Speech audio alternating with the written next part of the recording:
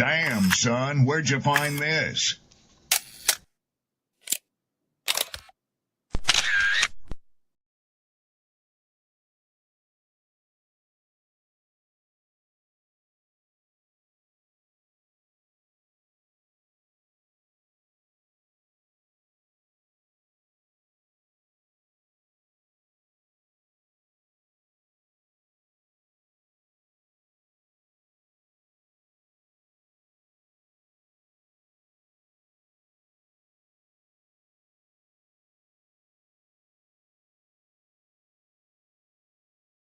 People don't be offended by the truth. They be offended because you called out the truth.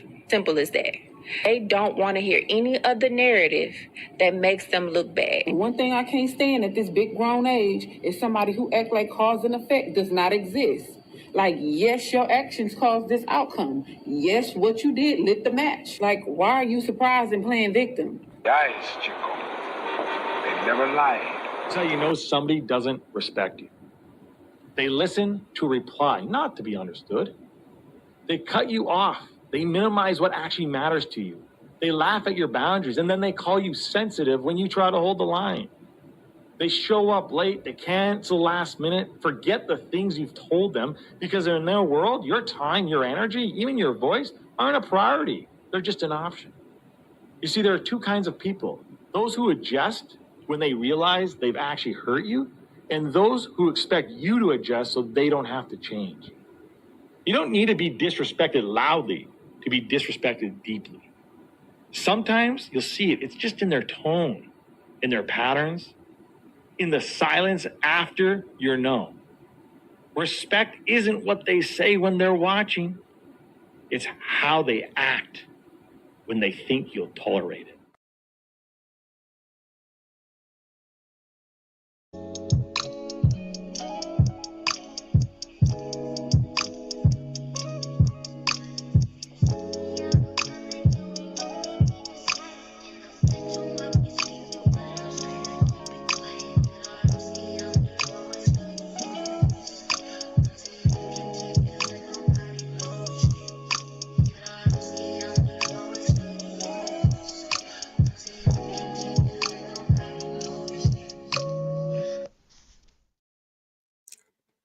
Yo, yo, yo, yo, yo, yo.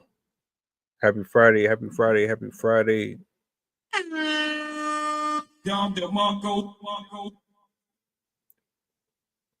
Peace and blessings, glory, praise, and honor to the Most High. Let me get that up on a big screen, big screen, big screen. How's everybody doing? Shout out to the chat. Chef, I see you, brother. Appreciate you for pulling up. Hope all is well with everybody. The weekend is here. Shout out to my poets, my writers, content creators. Quick reminder, tomorrow, 8 p.m. Eastern, the Attic, the open mic returns. We are live. We are active. We got a lot to talk about tonight, though. This is going to be a special one. And I want to give a shout out to Sydney and my brother who just joined us yesterday making his debut. Did a phenomenal job. That show was awesome. This ain't going to be no different. You see the title. We're going to get deep on this one. And I'm looking forward to hearing what everybody has to share on this particular story. Matter of fact, I'm going to let them introduce themselves. You might be familiar with them. You might not be. Get acquainted. Coach Trail, Sydney Linguist, talk to me. What's up? What's up? What's up? Hello. This just happened. I had to show you guys. I was using the scissors and it literally just broke off in my hands. I was like, of course, cheap products nowadays. Good afternoon. How's everybody doing? Good. Good. How was everybody's Friday? Pretty good. Pretty chill. I'm excited because we have a storm incoming, so It'll be a nice change to the weather. We're supposed to be getting about 4 years of rain in a matter of a couple days, so should be interesting. It's already been getting dark and stormy. Man, you gotta stay safe out there. Definitely. I'll get you Definitely. coffee. Yeah, my Friday's been pretty good, man. Got a lot of things done today. Looking forward to the weekend. Holidays coming up, so everybody's motivated, pumped about that, man. How about yourself? How was your Friday? Productive, and more productive. All I'm doing is at this laptop, man. Recording, editing. I got the whole week lined up. I'm right here. I'm talking to people. I'm trying to smooth stuff out. I'm trying to get things in pieces to fit. No complaints, no noise, no drama. It's been fairly quiet. Chilly, but quiet. Hey, yeah, can't complain about that, man. That's good stuff. Well, so what's up, hey, man? look. What's going on? What's the topic for tonight? Okay. All right, look. So the title is about Kai Cenat, right?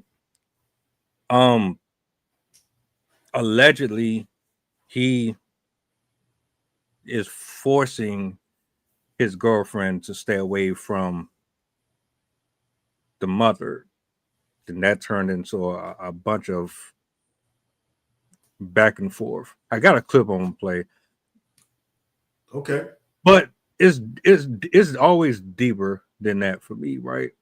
Because these are social media influencers. And what the mom is saying conflicts with what the daughter is saying. Social media is picking sides. The mother is right. The daughter is right. The daughter is being neglected. She didn't get the type of love that she wanted from her mom. The mom is saying, I did everything for you. Kai Cenat is the reason why you don't want to be around me. He's telling you that I'm an embarrassment because of my lifestyle, et cetera, et cetera. And that's where I come in at. I'm not looking at their specific case. I'm looking at, well, let me bring this up on a big screen. I'm gonna let the footage run for itself. And then we can go around opening thoughts. This is like 4 minutes.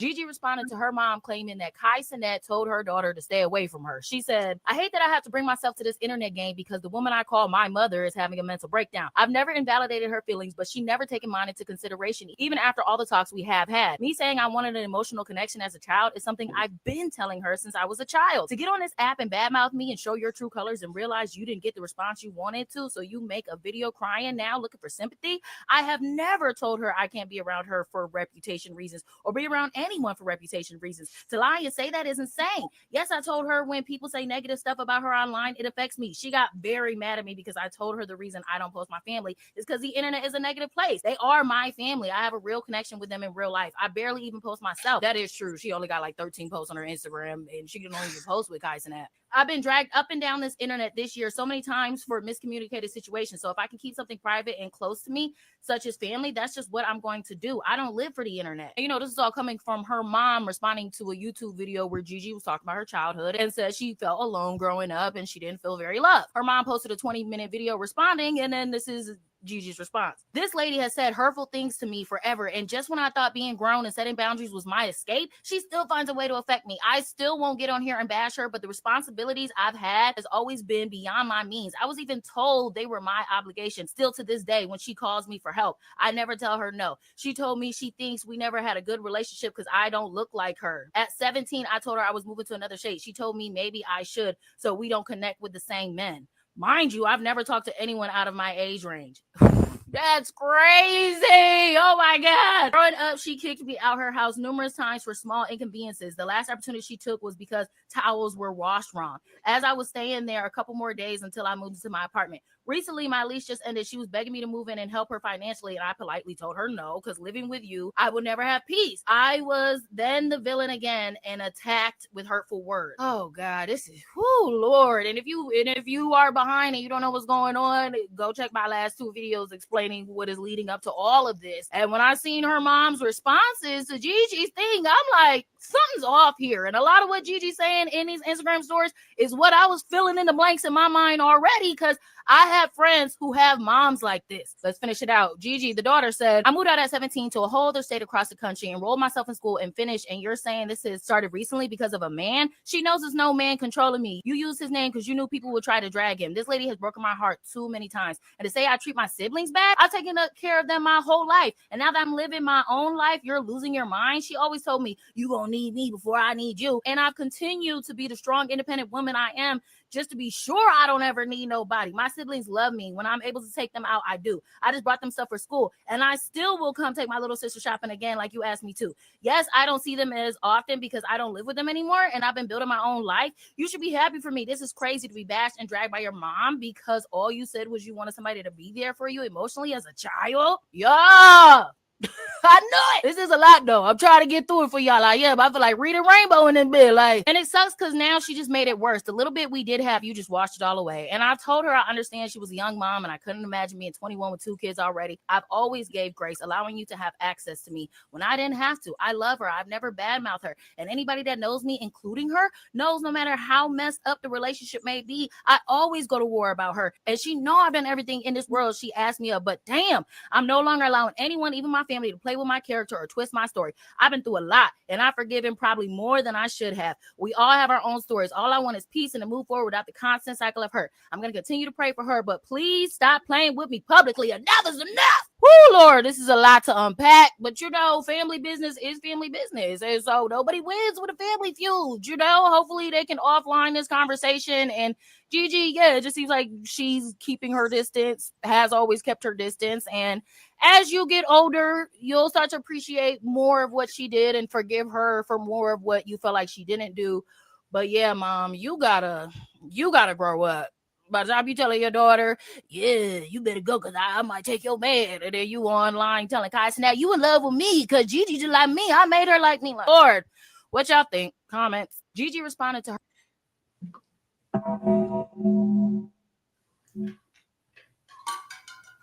So what we have here is a woman who was a social media influencer. Her lifestyle required her to be in front of the camera on the road. We kind of get an idea of what that looks like, and we have that relationship where your parents are constantly here and there, and they have that TMZ tabloid type of a lifestyle. Based off of just the story, the synopsis of it, what's your initial thoughts?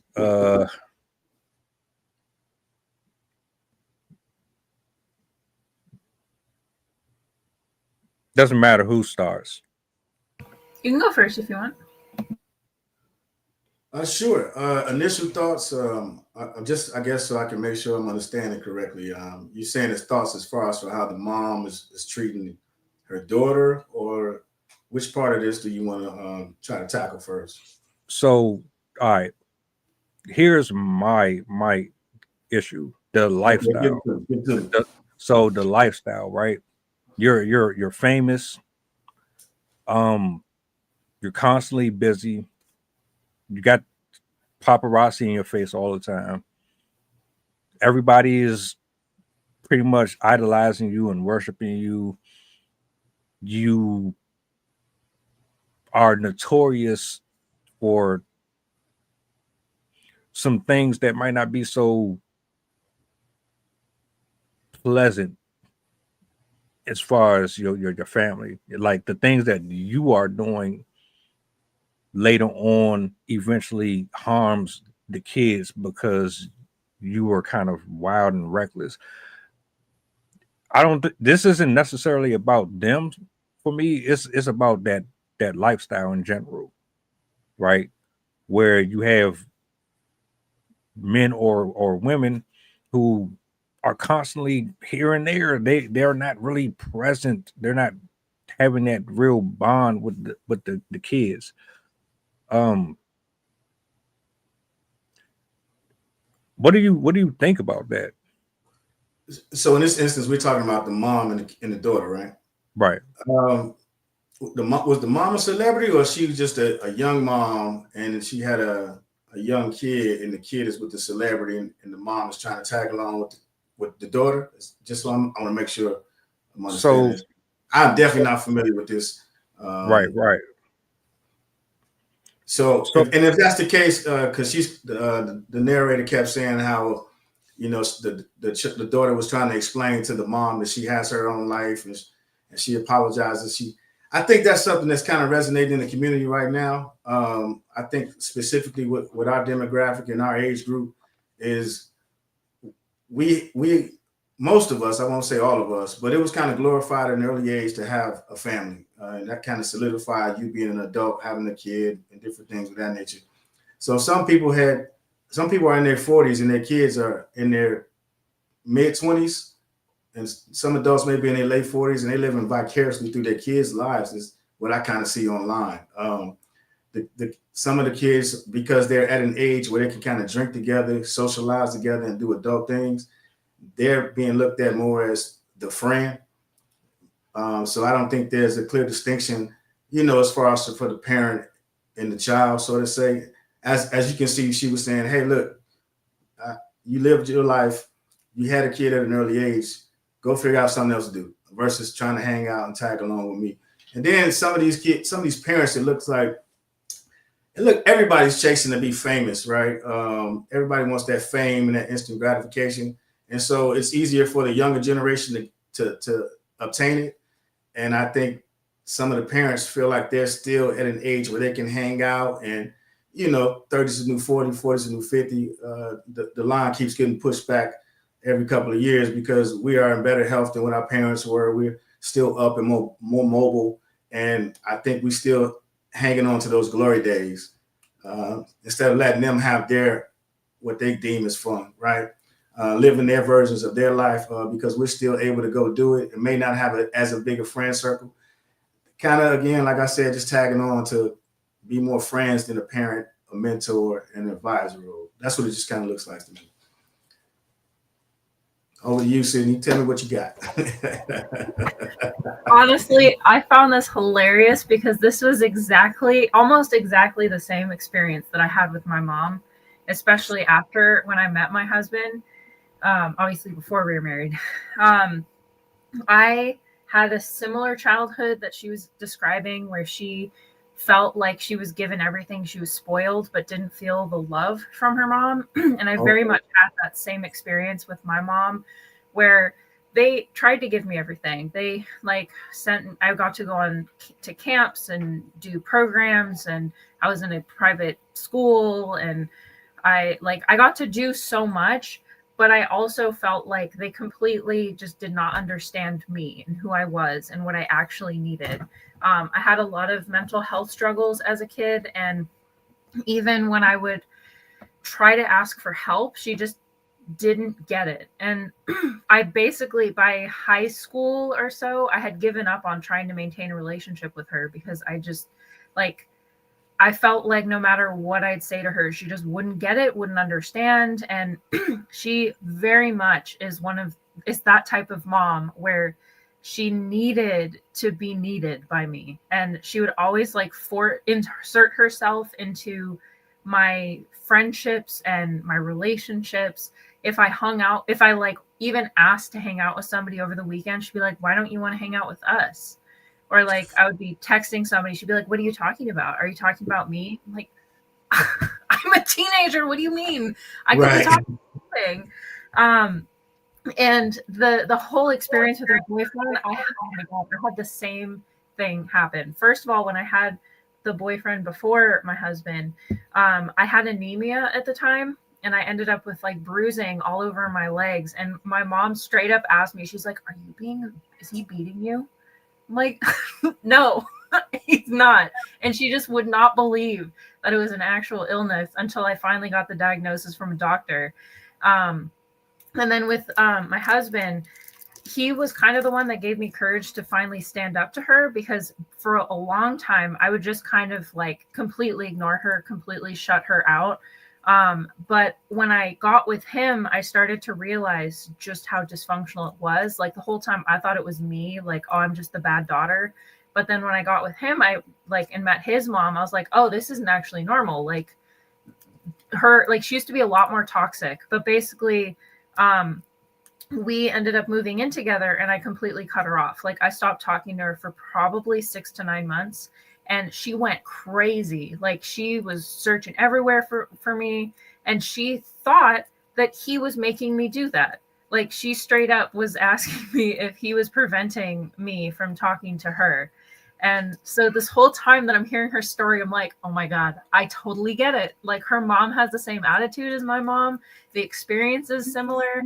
And I just from that experience, I highly doubt that the boyfriend is trying to manipulate her into leaving. If anything, she sees him as a way out and as empowerment to get away from her mom of an already difficult situation. So I very much resonated with that story, and I find it hilarious how many similarities I'm detecting from her mom as I'm getting from my own mom. Mind if I ask a question there? Okay. So you said in high school, was it like early in high school, kind of later in high school? At what point in high school did you notice that you would just kind of cut her off? It probably started a bit earlier. It was probably around middle school that I so tiny history lesson with me. I was adopted as a baby, and I always felt like I always felt disconnected from her in a way. It just became a lot more obvious as I got older, because as I got more independent, she pushed back and she didn't want me to have that independence. She wanted me to pick her over my friends, and she wanted me to, and like when I was trying to pick colleges, I wanted to do like my dream was to go to Australia, but she was like, no, you're going to be nearby. And right. She always had that, like, she purposely reinforce our relationship, and she would always like ask questions to reassure herself that I still cared about her, and she like forced reminiscences and stuff. So she's always done this my whole life, but as I got older and started to learn more about psychology, my own mental health and all that stuff, it just became more and more obvious. By the time I got to middle school, early high school, I started to learn about the impacts of adoption on the mind and how it can kind of affect your relationships. And my dad also got sick during that time period, so it kind of amped up her stress. And I, with my mental health struggles, I also would experience like rage sometimes, and we would just get in these like screaming matches. And so by the time I was in high school, I was just kind of like, I'm done. I'm not interested in having a relationship with you. You don't listen to me. You don't understand me. When I'd ask her for help, she'd be like, well, what would make you think that you have that? When I was a kid, I blah, blah, blah, blah, blah. And so she just was never helpful. I just never felt like she actually listened to me. I saw it as she saw me more as like a thing, like a trophy, rather than a human daughter. And so by the time, like, I remember I had a notebook where I wrote like the list of all my plans for my dreams of when I graduated high school. I wanted to have a car, a cat, and drive away and never come back. That was that was my goal. It obviously didn't work out that way, because one of the things about her is she did make me overly dependent on her. Like I had to learn most things on my own. I did not know how to function once I went to college. And so I definitely was not fully prepared to be an adult when I was an adult, thanks to her. But it did still, like, that rift did continue. And it was Like, I did everything I could to make sure I did not have to come back home. Like, she would remind me day and day, like, you can come back home. You know, you always have a house here. You know, you can always come back. And I just never wanted to. And I have, since I left the house, I've only stayed there for like 6 weeks. And it was when my son was a baby. And we left at that point. That was when we had the big falling out where we were like, you know what, we're done. And I think that was when she realized that if she didn't stop, that she was going to lose us. Because at that point, we put our foot down. We're like, if you keep acting like this, if you keep acting territorial, and like, she would constantly, like, she'd try and get me alone, and then she'd be like, is he mistreating you? Is he doing things to you? I'm like, we're literally married and we have a baby. Like, what do you want me to say? And to this day, she still does that, not to my husband, but to other people in our lives, where she'll be like, oh, do you still talk to that person? Yes, I talk to them every day. Thank you very much. But yeah, I understand where that energy comes from, because she very much she very much has that same energy where I maybe it was because she was a young mother, but she has that parental attachment issues where she seems like she's treating her daughter as if her daughter is a commodity almost, or like a piece of herself, like a tumor or something. Like, you're part of me and we're always supposed to be together, and has that jealousy exuding out into real life and placing it on other people. So yeah, I've always had that, but it definitely intensified as I got older. It's gotten better in the past couple of years because I have learned how to set boundaries and stuff. But yeah, phone calls can still be kind of irritating. I also don't let her visit that often. No, key words you said right there, and that was what I was going to ask the both of you. Do you think that's something that was missing in the young lady's story? Because it sounded like there was no boundaries ever established. So is that something you two agree, disagree that could possibly been an issue? It's probably the stage she's in right now, is realizing that she needs them. Right. What about you, sir? So when I listen to this story, this woman doesn't understand that she pursued a lifestyle where admiration was something that she desired, a lot of attention. She wanted to utilize her youth as much as possible, right? Now, everybody's not secular, but you have people who they get off on people pretty much worshiping them. I think she was one of those. And what a lot of the celebrities don't understand is when you work hard, I give you your flowers. It takes a lot to get that type of notoriety. Like, if you're one of them people who bring it in or grossing millions of dollars a year, I know that you have to be on the road. I know you have to be constantly networking. I know you have to constantly be in the crap. Like, it come with the territory. You can't be sitting around half the day and then expect success to come overnight. You have to be consistently in the mix.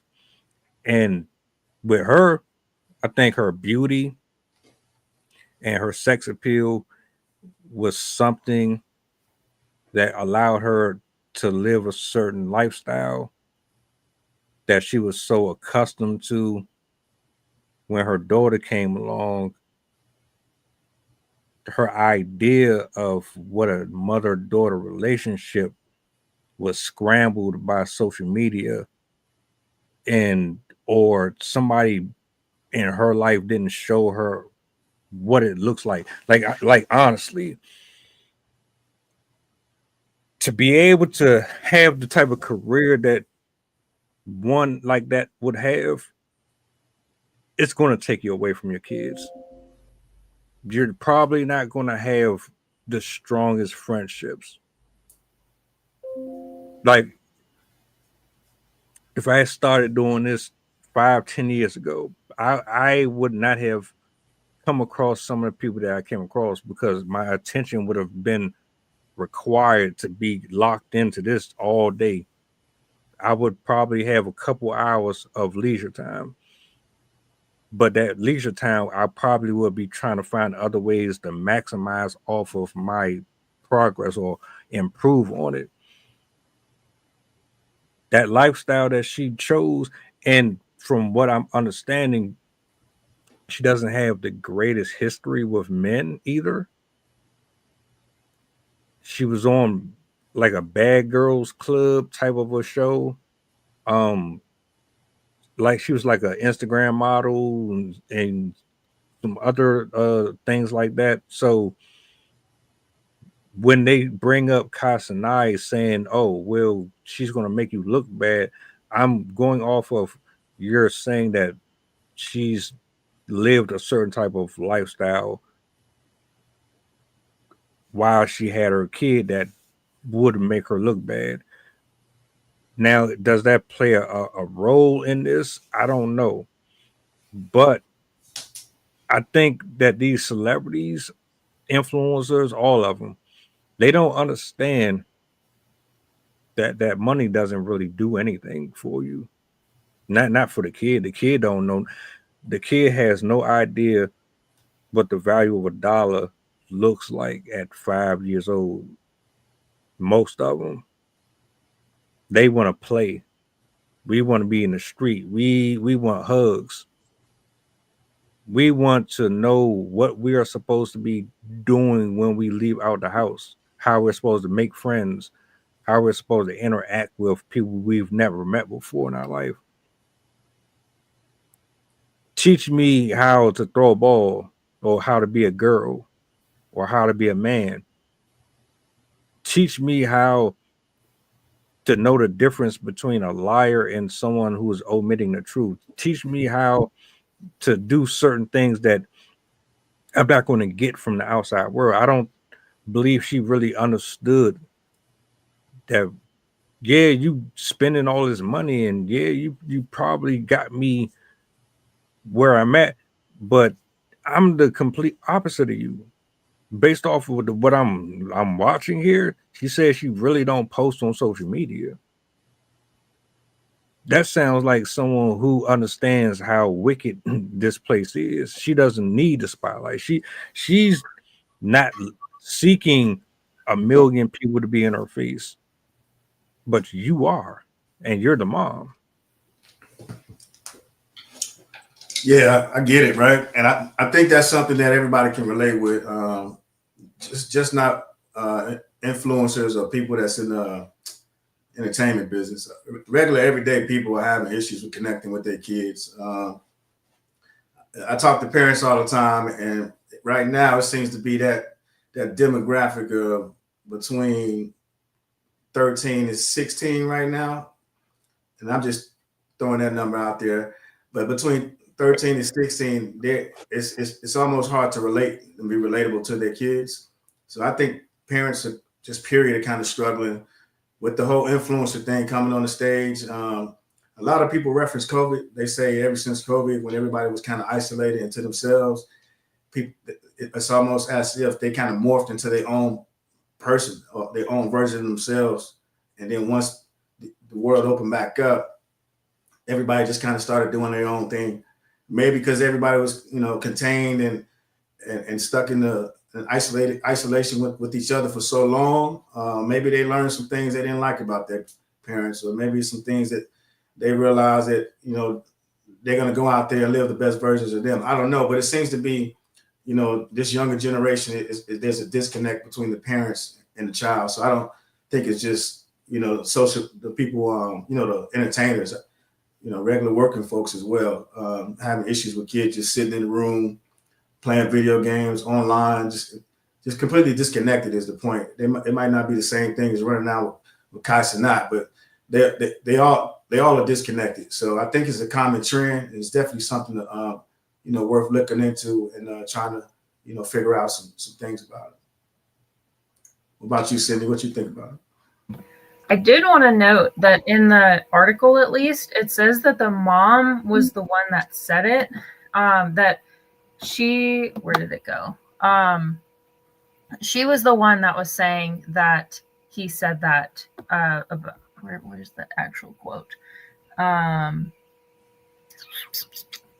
had just seen it. But basically, I almost wonder how much is being made up, because it seems like the mom is making all these claims and it's not coming directly from the mouth of the boyfriend. Like, I can't find anything that the boyfriend has said specifically. It's mostly stuff that she's claiming that he said.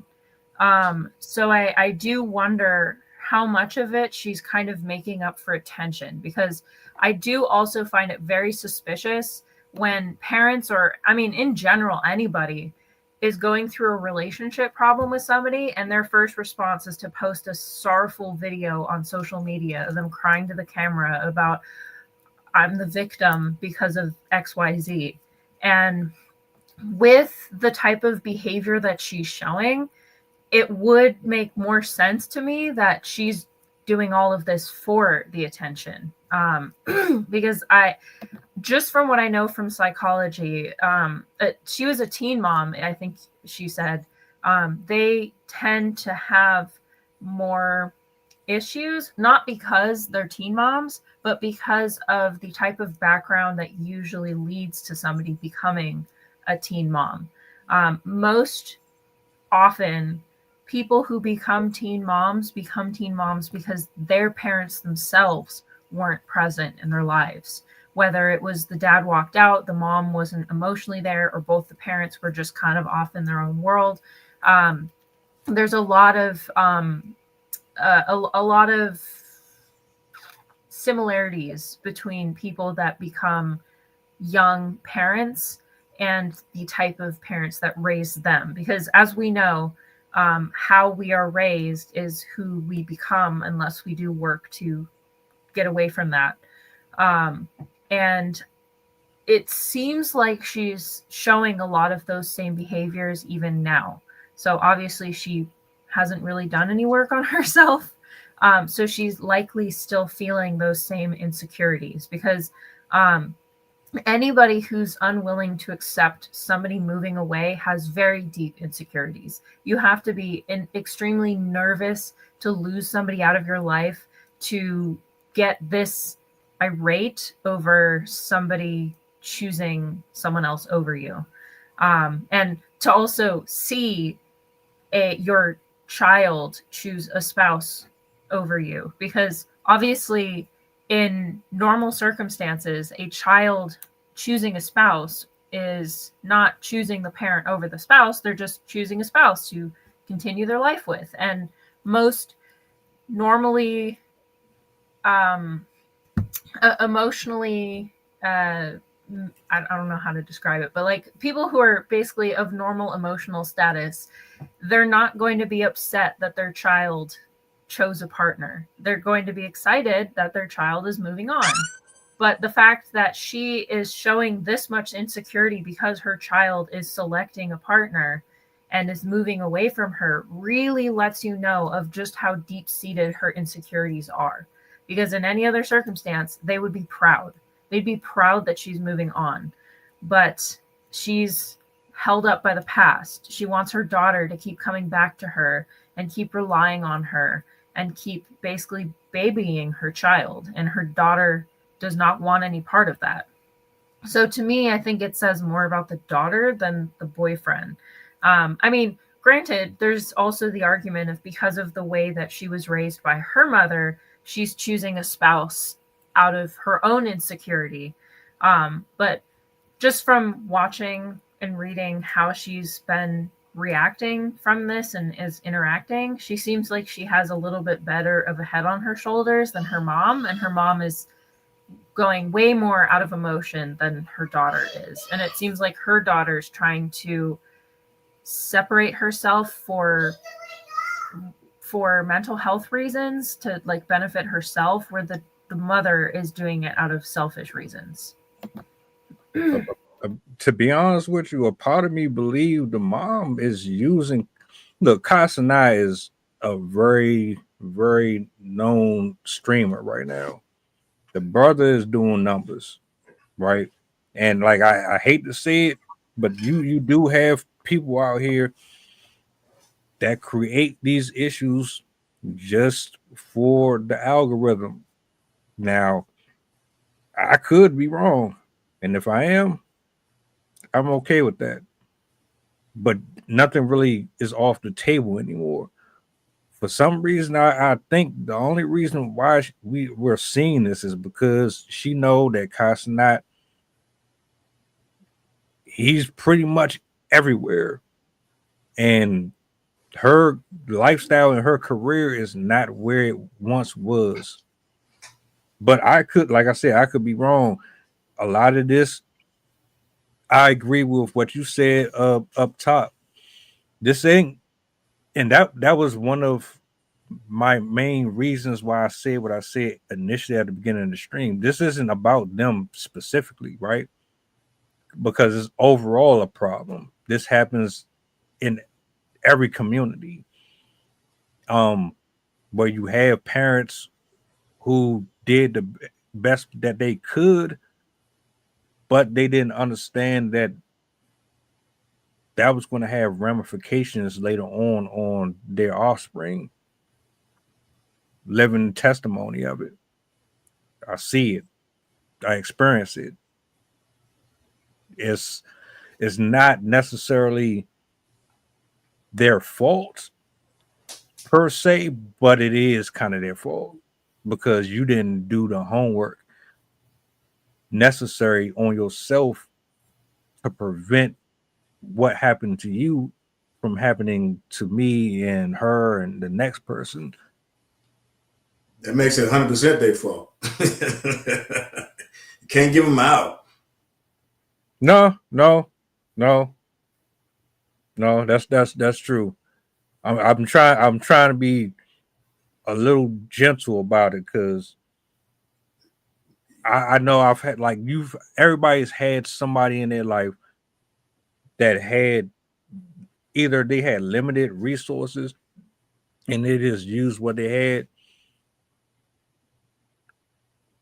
I give you an example. My grandfather, he wasn't my father, but he might as well have been my father. He raised me the best way he could, but to give you that father son thing, he couldn't do it. He tried to do it, but I didn't know how to receive it, and he didn't really know how to approach it, but he tried. I think there's a lot of people who do that, but they don't understand that.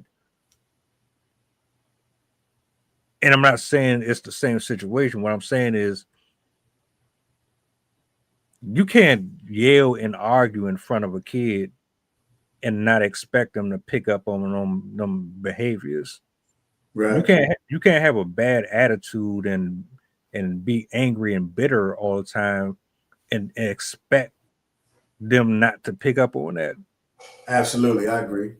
So I'm not taking away accountability from them. What okay, you sound like you was leaning towards that. I'm trying to play devil's advocate, right? Because you're always going to have somebody who's saying, "Well, this is this or this. Well, what about this?" Right. You gotta throw all of it in the pot. That's all I'm saying. Right. But right. Yeah, I hear what you're saying too. I don't know though, bro. I really, for some reason, I think she clout chasing though. I don't really know for certain if she cares like that. Okay, so not to cut you off, right? Let's take it off them two for a second. So, like Sydney mentioned, she can relate because it's something that growing up, and there's probably some people that's probably watching this will watch it, and if they can relate, so what's some things to because you mentioned some people may try to do their best, but unfortunately, sometimes the best just might not be enough, right? So what are we doing to, I guess, trying to give them that information as far as for, hey, if you hit this wall, don't just sit there and say, well, fuck it, man, I did my best, right? So your best ain't good enough. Now you got to figure it out. So ask the questions. You know what I mean? You can't just settle, because when it comes to accountability, you're holding people accountable, and you got to be able to provide different options. And then if you accept and assuming that responsibility, then with great power comes great respect. So if you meet your ceiling and you don't know anymore, you took on that responsibility. So you need to do more, find other resources and continue trying. Because like you said, if not, then you're not doing your all as far as for trying to raise, your offsprings, your heirs, or whatever the case may be. So we just got to make sure we're getting people the good information to say, hey, if you hit your ceiling and you feel like you don't know anymore, pick up the phone and call somebody. And just like in this situation, if that's what she's doing with her kid and the issues with Cenat and all that stuff, then somebody should probably reach out there and say, hey, maybe you should ease up off the throttle a little bit. You're doing too much. And that's the thing, is people run to social media so fast and so quick.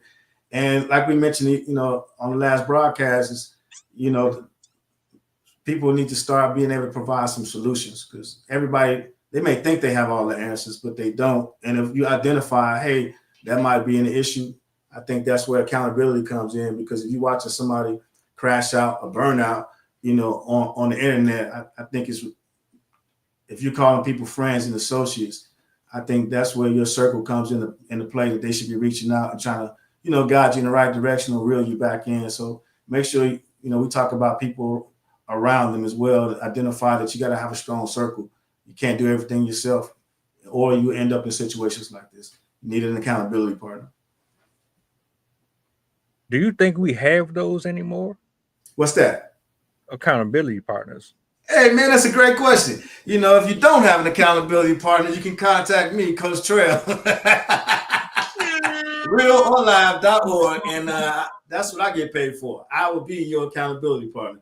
But no, realistically though, I don't think we do. And then it's based on the algorithms, right? Because if you're sitting there and you only socializing and speaking to people online within your algorithm, then that means you're communicating with like-minded people. You don't have anybody to hold you accountable, so therefore there's no checks and balances. Without checks and balances, you're probably either going all the way to the right or all the way to the left, when we know it needs to be a happy medium, right? 70, 80, 60, 30, whatever your numbers are to make you, do your thing, you need to have a balance as closest to the middle as possible. And that's what people should be looking at, to their left and to their right. Like Sydney mentioned, her spouse, hopefully they held each other accountable. They might get mad at each other, but then, they can get over it and realize, take the emotion out of it and just understand, I'm here for you, you're here for me. And that's what the team is all about. And that just goes back to the family structure. And I think that's kind of what we're missing when we're talking about that young lady, her mom and Cenat. We're not really talking about a family thing. It's one person's kind of getting emotional, posting some things, and the other person is kind of like, hey, look, leave me alone.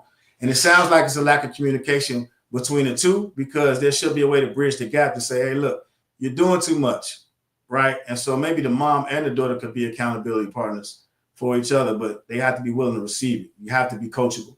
That's the main thing. You can't have accountability partner if you're not willing to listen to what that individual is trying to hold you accountable for. I was just about to say, because we are at a time and space where we're having this conversation here, but that there are dozens of people that they will not listen.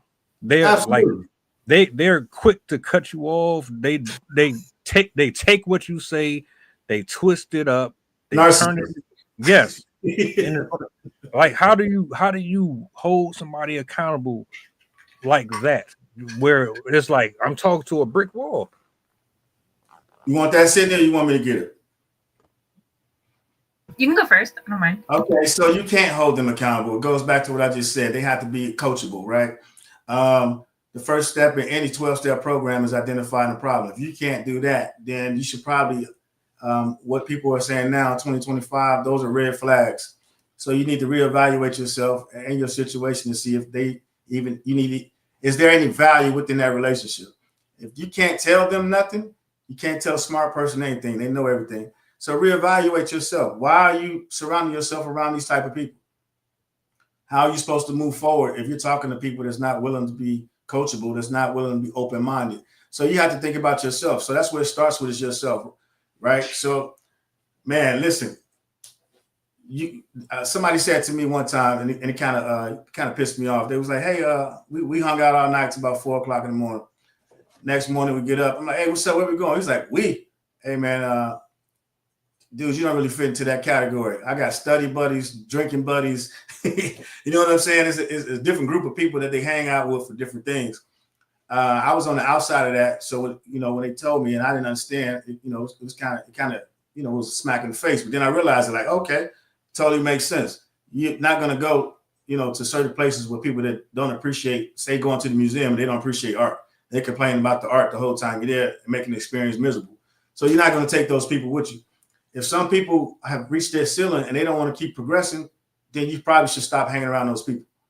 You know what I mean? So find some people that's trying to move forward, that's in the small businesses, whatever it is that you're trying to do, that's, send your trajectory in the lane that you want to go into. But if they're not thinking about that, then don't surround yourself with those folks when you're talking about those topics, because they're not going to provide anything. They're going to be constantly negative. It's going to piss you off. You know what I mean? It's going to put strain on the relationship. So again, that goes back to boundaries, knowing who you are, knowing who your actual, associates are, because you got different circles and everybody doesn't have to go, and everybody can't go, and everybody don't want to go. So that's what you need to figure out. Also, if put it this way, you don't love me if you ain't telling me the truth. Absolutely. Period. You cannot tell me that you care about me and you're willing to let me walk off the cliff. That's right. That's crazy. Here, right. Smoke some crack. You'll be fine. Go ahead and deal with that person over there, even though I know they got HIV. But hey, you want to go out there and have a good time? Go ahead. Right. Yeah, you definitely shouldn't be socializing with them folks, man. I know I'm being extreme with it, but like, come on, people are walking around here with all type of secrets. People are liars. People are they're opportunists. They secretly envy you. You might be like, quick little story. I was friends with somebody, and I knew that the person that they were dealing with were envious of them, and I kept telling them, "Look, man, I'm trying to tell you something. You cut them off, leave them alone. Oh, you just hate, you just mad because I ain't trying to deal with you, and you just this. All right, then guess what happens? You get bit in the ass, and then I'm the one that you pick the phone up for. I'm sitting up here 2-3 hours listening to you talk about that, and when I'm in the back of my head, I'm like, I told you to just leave this. And it's like, at this point, I'm not even entertaining those type of people no more, because like you just said, your environment changed, seasons change, your perspective changed. Right. You clearly don't honor or respect anything that I'm telling you. So what's the point of me being here if my value has nothing to offer you? Vice versa. I'm wasting my time on you. I could be productive somewhere else. That's crazy. Absolutely. And that's the thing you got to keep in mind, man. Steel sharpens steel, right? If you got somebody around that's not putting that effort into it, that's fine. But again, because in order to be a good leader, you got to be a good follower. So everybody doesn't have to be all rah. You know what I mean? And it goes back to those personalities that we talked about, the last broadcast. Is, understanding what your personality is, understanding your roles and responsibilities on the team. And that's why it goes back to, making sure you communicate. And then because some people don't realize that they're bad communicators. And that's what I realized over the years. Some people think they communicate perfectly fine because they may be the top of the tier in the pool of people that they hang out with, right? And then they go hang out with some other folks and they realize, oh man, okay, I need to tighten up on this, tighten up on that a little bit. And they go back and then they may not work on those things because they feel that they may be comfortable where they are. They're at the top of their individual group, and then they come hang out with another group and they feel out of place. And so if you're uncomfortable, that means you're growing. And a lot of people don't like to be uncomfortable. A lot of people like what they're used to, the complacency. And a lot of people don't want to do more because they're content and complacent. And you just have to figure it out in your circle. Are you with people that want to, strive, do better, open up trust, learn about life insurance? Or are you with people that want to start up GoFundMes? Are you with people that want to learn about, you know what I mean?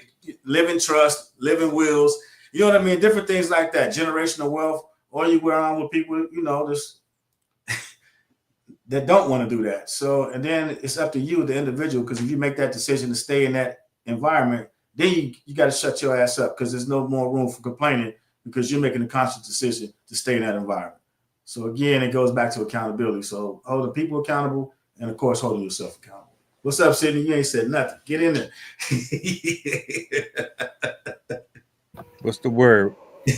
I've just been thinking of the question Chef had, where what could possibly cause her to act this way, and who's her? The mom. Okay. I almost wonder if she does have a personality disorder of some type, because a lot of the signs that she's showing are very similar to some of the textbook personality disorders, such as histrionic personality disorder. Narcissism was also mentioned, which it could potentially be a thing, but I think because her rage is more directed at her child and the boyfriend, it probably wouldn't be narcissism, because usually they are more self-directed, where it's I this, I that, I was everything, and I blah blah blah, this is how I feel.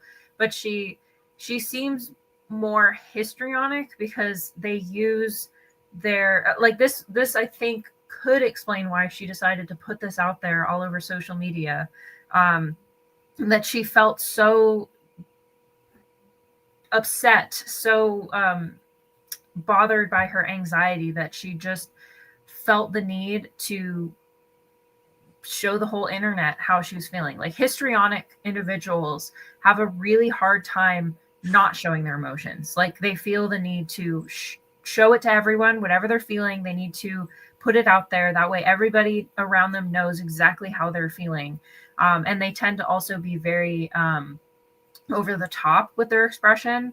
I had a friend that had this, and the mom's behavior kind of reminded me of my friend's response when she broke up with her boyfriend, because they broke up during school hours, and she was lying in front of our classroom just screaming, hitting her hands on literally a toddler temper tantrum.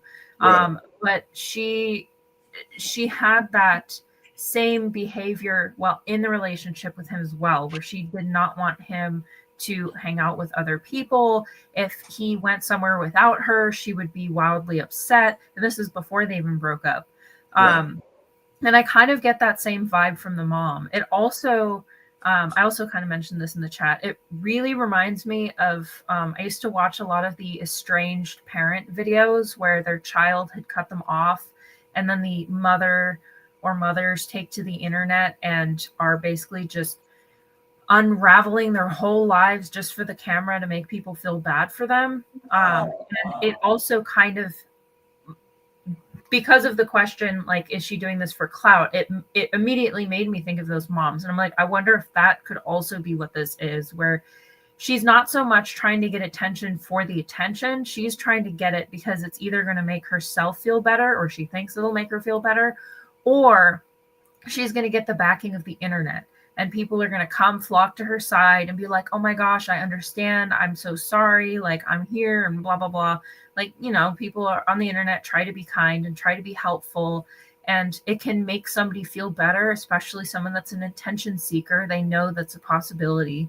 And some of them, if they have the right personality type, they might also be doing that to try and guilt or shame their daughter into a certain action. If I put up a big enough stink, my daughter's going to come crawling back to me. and be Right. like, oh my God, I'm so sorry. I didn't realize you're that angry. It's the same mentality that a lot of people who have issues with emotional expression. It's a very common thread where they think that the louder the response, the louder their reaction, the more likely the person is to come back to them, which is not the case. Obviously, most of the time, if you have a very loud and irate reaction, most people are like, yeah, I'm cool. I don't want to be part of this anymore. But they think that it's a form of manipulation. They think that if you can make people feel sorry for you, then it'll increase the chances of that person doing what they want. If they got empathy. Yeah, exactly. So I do, obviously I'm a bit biased because I've had this experience myself, and I've been in the shoes of a child that's been trying to get away from her parents. So I do feel for the daughter. In some respects, I do also side with the mother in the sense that I feel bad for her. I know what that can do. Like, I still to this day feel a tiny bit guilty for how I treated my mom, because I know a lot of it was her whole mental health stuff. Like, she lost her mom when she was 16. She lost her dad when I was 2. And then she lost her husband of 30, I forgot how old, 35 years, I think, back in 2017. And like in 2008, she technically lost him already because of his stroke. Like, it was really severe. And so she had a lot of those like mental issues already, but me and the rift intensified it, I think, and kind of intensified her anxiety and sense of loneliness and stuff. So I do feel bad from that perspective, like knowing that the mother probably feels a sense of abandonment, that she feels like the daughter chose the boyfriend over her, even though that's not really what it was. But just from what I've seen from the whole situation, is it does seem like the daughter was already kind of making moves away from the mom. So I don't think this was just the first incident. Like, I think this has been kind of a long time coming. Strategic. And now that she's in a place of like, she's able to take care of herself now and be by herself and be on her own. Now she's taking the much larger moves, and then the mom is just not handling it very well. Well, yeah, right. It seems like to be perfectly honest, it seems like they even had a conversation about it, and that's why she's like, "What the hell are you talking about?" You know what I mean? It's like they had talked about it before, and I think, in full transparency, that's why the mother. But she still holds those narcissistic traits because she goes to the online community and she airs her out, looking for that empathy, sympathy from everybody out in the community, maybe even her colleagues, friends, whoever the empathizers out there that may know or may not know what's going on, 100% anyway. So yeah, I agree with you. And that's the problem with mental health, is it teeters on each one of those little lines. They're like tight ropes on the highway almost, if you will, like 495, 95, turning to 295, 395, 495, on the East Coast. He can tell you about that from the DMV, but it sounds kind of like that it just spawns out to so many things. And her last outcry was to say, go to online and just air out that way, which is what it seems to be the common trend today with adults, is they don't necessarily know how to handle social media and understand the power that it has, but they see the younger generation always online, not realizing the strategic thinkers that they are. The many years they spend on Minecraft honing their skills, you know what I mean? So now they're subject matter experts, and then you have an adult just go online and just air out God and country, you know what I mean? And not thinking about the repercussions afterwards. So. But over to you, sir. What you got? If you've had this conversation before, because I know I've been in this space, I love things where it's relatable. If I've had a conversation with you before and I said, look, I don't like what this is. It's making me feel this way. And you, in return, you you try to make it about you when actually this is supposed to be about me addressing you about something that you did. Nothing gets addressed. And then later on, when enough is enough, I've done all I could. I've said all I could. Now it's time for me to go ahead and take actions. I need to start to prepare myself for a life that doesn't include you in it. Not because I don't care about you, but because I care about myself. Right. And I care about my mental health and my spiritual growth because of what we spoke on earlier.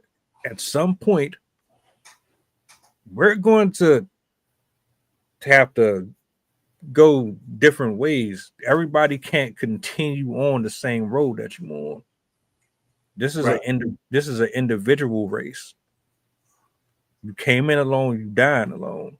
And yeah, we had some good times, we had some bad times. And maybe you might come with me to a certain point. But if you are living a certain way that goes against that direction that is authored for me, yeah, at some point there's going to be conflict. There's going to be friction. And if you're not willing to address it appropriately, how much do you really care about this friendship, about this business, about this relationship? What's See, I know. Let me ask you, what's appropriate in 2025? If I've invested in you, that means that I know your triggers. I know what you do is right or wrong, and I'm willing to sacrifice our relationship to tell you, look, this ain't it. Vice versa, I would expect the same thing. If you're not going to do that, then what are we doing here? This whole situation is not real. It never was. It can't be. No, I was going to say that goes back to expectation management, right? I mean, as long as you communicate that, you know, when you say you expect that in return, because I think that goes back to what we're talking about is, you know, people not knowing how to communicate properly. I think we may walk into a relationship situation, whatever the, you know, terminology you want to use, and we may be, you know, completely honed in and educated on how we want to operate and function, but if we don't convey that information over to the other person, right? Expectation management. Hey, if this happens, maybe, you know, let's go about handling some stuff this way. I think a lot of people don't talk about anything, and then when the shit blows up, everybody's just sitting there in reactionary mode. You know what I mean? Versus just kind of say, hey, look, like you just mentioned the triggers. Hey, if you chew with your mouth open, that triggers me. you know what I'm saying? I don't like when people chew with their mouth open. You know what I mean? Then you're trying to talk. You know what I mean? So as long as you explain those type of things up front, I think that's what'll help the relationships out. And I think a lot of that kind of stuff don't necessarily happen. You know what I mean? People be too worried about or too happy that they in the situation that they're in, and they don't want to blow it. Versus just saying, "Hey, I'm gonna be honest with you. These are some of my quirks and some of my pros and cons, and if you can deal with it, then this shit is dope. But if not, we probably should just save our money and go our separate ways." So I think people, again, it goes back to communication, being a little bit more honest and open and upfront. And I think you wouldn't have, you know, those issues where you would have to expect anything from anybody because you would know what you'd be getting. If that makes sense. Perfect sense. It's pretty much process of elimination, honestly. Like, put it all on the table, especially at this age. Yeah. At this age, you shouldn't even be indulging in anything that is a waste of your time, for real. Right. If you value your time, absolutely. I don't know if their relationship will ever be repaired. I hope it would, you know, because it only will be if they're both willing to work at it to the center. Like, they both have to be willing to meet in the middle and find a compromise. Otherwise, they won't be able to, just because of how both of them are on completely different tracks. They have to find a way to come together, or somebody has to completely cave to the other, which would not be healthy. Yeah, it's not gonna happen. I think their relationship is doomed. And if you know them, reach out and tell them to call me. I got a good plan to set up for them, and a good way to get them back on track. The other issue too is, when you come to people having that much, money and that wealthy, they might not think they need to solve those problems, because a lot of issues that you have with people today, in all seriousness, is they're just like, let's just move past that. Not actually trying to be problem solvers themselves and solve the problem. They just think that we can just we'll worry about it. Let's just go have a good time. We'll worry about that if it comes up again. And they don't realize that they're establishing patterns. And you keep establishing those bad patterns over and over and over. And then when it comes time to fix things, which we're at now with them and their relationship, now you got to put the effort in as much as you did with the bad patterns. And that's the problem when it comes to fixing things. You don't know how many times you screwed up the situation to build up those patterns of that bad habit. But you don't want to put the work in that corrective course of action, because now you got to do it over and over again. You got to be aware of it. You got to document it. You got to make sure that you're keeping step, not one step forward and two steps back. You got to, that accountability piece. And that's what people forget, is it took you a long time to develop those bad habits. And it's going to take you just as long to get rid of those bad habits and then to develop some new habits. And so I think it might not be as beneficial if they're not willing to put the work in. Yeah, it's unfortunate, but I mean, you see it all the time.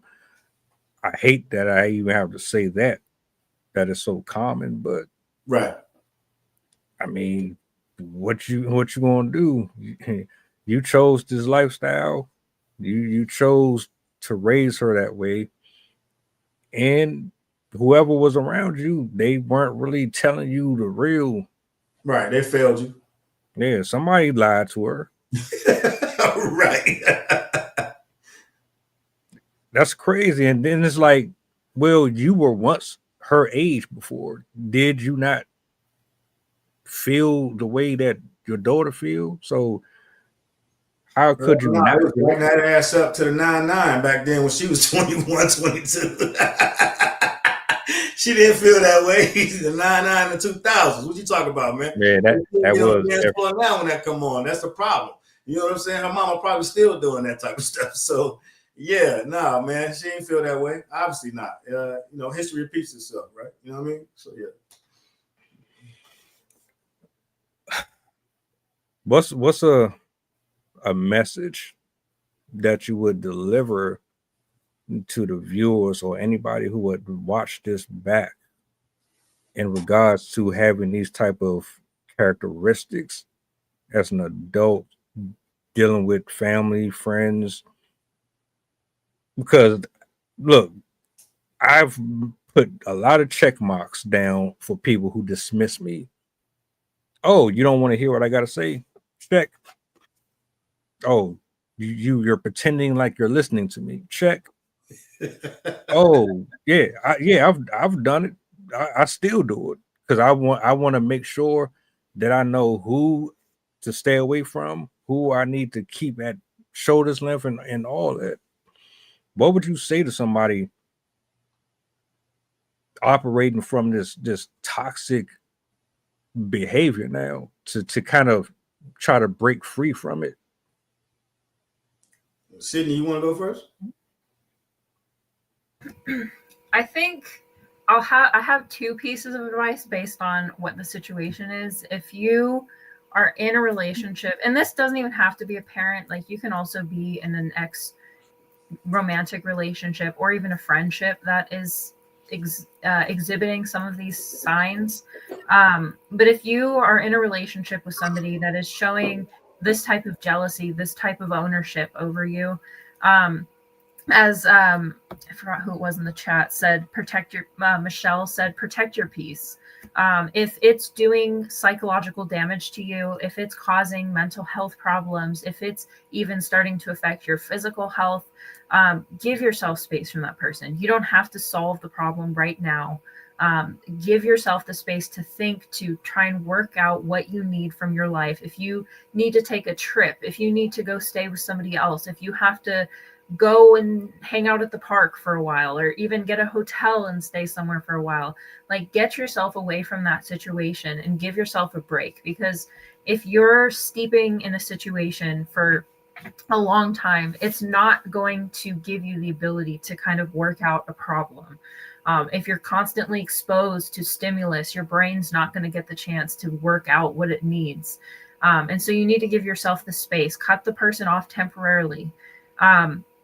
And the next step really would be depending on the other person's reaction. If they are willing to follow through with your boundaries, if they're willing to respect you in the ways that you need to be respected,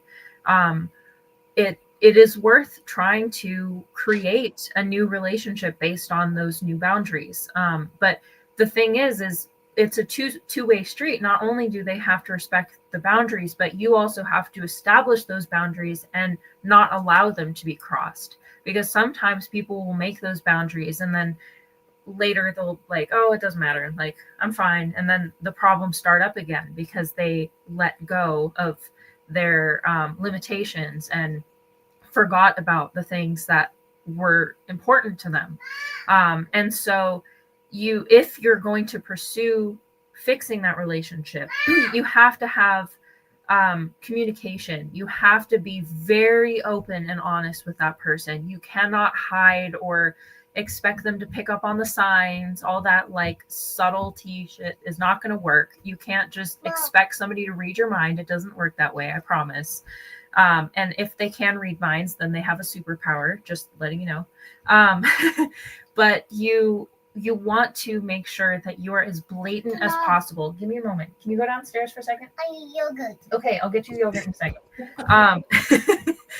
And you have to make sure that you are very explicit, that you're telling them what the boundaries are, when they are, when to use them, when it's okay, when it's not okay, because any amount of ambiguity is going to cause problems.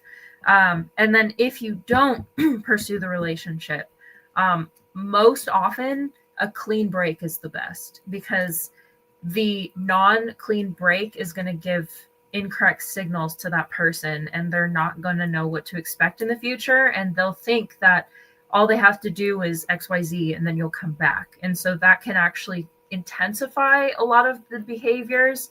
That's a common facet in relationships that end with illegal activity towards that person, where they didn't completely cut off that person and still gave signals, whether intentionally or unintentionally, that they were still in the relationship. And it ended up escalating the situation, because then that person was able to see them happy with somebody else or off doing something else, and that contributed to their jealousy and whatnot. So if you are deciding that relationship is not good for you, you need to set, again, those boundaries, but sever that connection, because obviously it's not going to be good for you in the long run to have that in the back of your mind and keep wrangling with it, keep that guilt in your head. You really have to do it in your own mind and in real life, where you tell yourself, that's it, I'm done. You delete their number, delete their profile, don't talk to them again. And establish that with them. Like, from this point on, we're done. I'm not talking to you. I'm not communicating with you. We're never meeting up, nothing.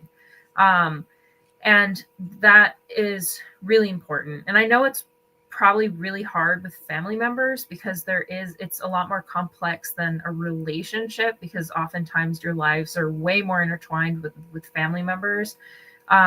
But sometimes for your mental health, it is necessary to cut people off. And if it requires cutting off multiple family members who are also toxic, sometimes that is necessary. And it's hard to hear because I know a lot of people are kind of on the train of like, well, they're family, like you have to be there for them forever. But if they're genuinely doing damage to you, to your mental health, to your physical health, spiritual health, just let them go. Oh, you want me to say something after all that? Nah, you smoked that. You smoked that, Sydney. Hey, all I'm gonna say is communication, right? And that's what's important. And then just being honest, and then accountability. Everything she said, I couldn't say it any better because it's all spot on. It's just about the communication, transparency, and know who you are as a person, because so many times today people are trying to, like you said earlier, they're trying to be somebody else, be whoever they see on TV. And think about this. Sometimes people say, hey, well, who's your celebrity crush? And you may have a celebrity crush. And the celebrity crush is the person you saw in one role in that movie.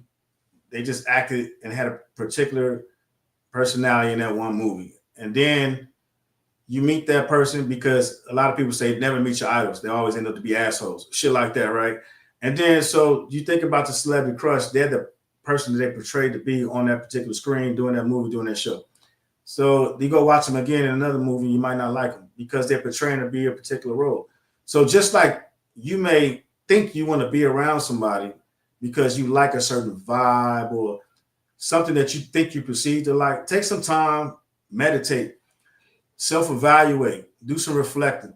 I think self-evaluation is important because if you self-evaluate, that way you checks and balances within yourself. You don't have to worry about anybody else and how they're acting and how they make you feel, because you know how you feel. So I'll just say that is be one with yourself, self-evaluate, stay true to yourself, and be honest when communicating with other people. They're either going to like you for who you are or they aren't. And as long as you like you for who you are, the rest of that shit don't matter. Over to you, sir. Take us out of here. And with that being said, I want to give a shout out to everybody in the building, from Chef to Michelle, Arcana, the coach, to Sid. Sid's gonna close us out. Fire show tonight, man. It's humbling to have y'all up here dropping these jewels, man. I hope y'all got something out of it tonight. If you need to reach anybody, you know how to contact me. I'll make sure y'all link up. I'm still trying to figure out what's going on with my QR code thing, but I'm gonna turn the solo over to Sid. She gonna close us out, and I will see you guys tomorrow. All right. I wrote a poem about my mom and all of the experience that I had. So I thought it would be perfectly fitting for this episode. Also, before I forget, for everyone in California, I'm praying for you guys. If you're in low-lying areas, especially in Southern California or Northern California, please be safe. Pay attention to the warnings because it's going to be a really bad storm. So, yeah. Anyway, so this poem is called Smothering, with a capital M. Your mind's shadow will forever echo through the halls off my family bare tattered walls. Just like the empty walls of your anxious home, I only felt edges and disorienting emptiness. My goodness, I can't talk. You swore up and down that you loved me. You assured me every single day that you loved me and needed me to know. You described what love was. You told me you loved me. You explained how much you loved me. You explained how much you loved me more than any other parent loved their kids. You reminded me that just because I was adopted didn't mean you loved me less than other parents who had their kids. You told me I was lucky because someone chose me. I was lucky because some children are tragically murdered by their parents that don't love them. I was lucky because I could have those other mothers. Aren't you glad that I'm not like one of them? Yet, as adamantly as you conveyed, I could not be swayed, retracting with my emotions like a hermit crab in hell, poking and prodding, begging me to come out, begging me to crawl back to you, yet yelling at me when I finally pinched, only to watch my emotions for your amusement, your gain, and sending me away once my real self got too close, while demanding answers for why I left in the first place. To the questions you cursed me with first. Oh, the endless thirst, demanding the gods to drown me, to make me understand what I did, why I became who I was. I wanted down deep for you to love me. I even accepted your blame to be me. I was so wrong to give up on me. I wish to reclaim the hours of me I gave to you. I regret the choices I gave away to please you, to appease you. I gave away my friends and my freedoms. I gave away my peace and my patience. I gave away my soul to protect yours, for someone who could never do it back. You subvert my own thoughts as if I was too immature to understand my own world. You convert my own feelings as if I was too fragile to understand my own mind. You revert my own abilities as if I would decide to never flower and never leave. Yet I still find myself wishing I could reclaim the love you swear you gave to me. You damaged me, and through you I fear for my children from myself. Through you I faced a long road to recover the invisible bruises I've held since my mind could wrap up my memories like a ticking gift to my pained adult self. Through you, I'm relearning to be the type of person I needed you to be. I'm finally becoming what you should have helped me become to begin with. I wish your heart knew mine was broken. I wish your eyes could see the pain, for closed they remain, just like the discussions, just like the windows to my identity, just like the sputtered sparking, lines between oppositely energized organs, tired from the tension. You demanded I remain inside your prison, so I gave myself up for you instead. I gave away my freedom, hoping one day you'd see the bars that you built for me.